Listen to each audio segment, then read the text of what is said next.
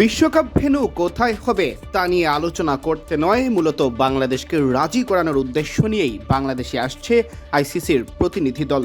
এমন দাবি ক্রিকেট বিষয়ক সংবাদ মাধ্যম ক্রিক বাজের।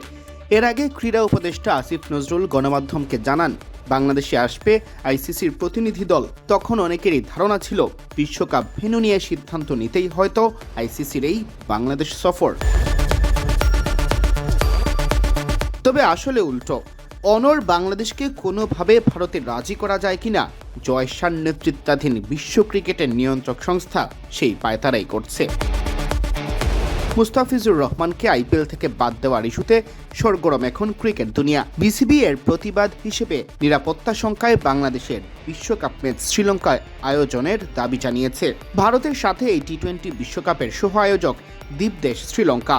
পাকিস্তানের ম্যাচগুলো ভারতের পরিবর্তে অনুষ্ঠিত হবে শ্রীলঙ্কায়। যদিও বাংলাদেশের গ্রুপ পর্বের 4টি ম্যাচ ভারতেই হওয়ার কথা ছিল।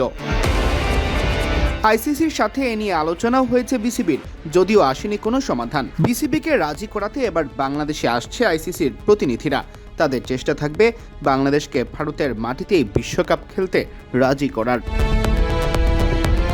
মুস্তাফিজুর রহমানকে অযাচিতভাবে আইপিএল থেকে বাদ দেওয়ায় কঠোর অবস্থান নেয় বাংলাদেশ সরকার ও বাংলাদেশ ক্রিকেট বোর্ড। বাংলাদেশে আইপিএল এর সব ধরনের সম্প্রচার বন্ধের সিদ্ধান্ত নেয় সরকার। বিসিসিও সাফ জানিয়ে দিয়েছে, ভারতে গিয়ে খেলা কোনো ক্রমেই সম্ভব নয়। ভারত অবশ্য রাষ্ট্রপ্রধান পর্যায়ে নিরাপত্তা দেওয়ার আশ্বাস দিয়েছে। 15 জানুয়ারি আসিফ নজরুল জানান, বাংলাদেশে আসবে আইসিসির প্রতিনিধি দল। তাদের সাথে আলোচনার আগে তাই কোনো সিদ্ধান্ত আসার সম্ভাবনা নেই। আমি সর্বশেষ অবস্থা শুধু এইটুকুই জানি, আমাকে আমিরুল ইসলাম বুলবুল সাহেব জানিয়েছে যে আইসিসির একটা টিম বোধহয় আসছে বাংলাদেশে কথা বলার জন্য। আমরা আমাদের স্ট্যান্ড থেকে সরার কোনো চান্স নাই। আমরা প্রচণ্ডভাবে বিশ্বকাপ ক্রিকেট খেলতে চাই এবং সেটা এবং এটা আয়োজন করা অসম্ভব না বলে আমরা দৃঢ়ভাবে বিশ্বাস করি। সিয়াম চৌধুরী, বিডি ক্রিক টাইম।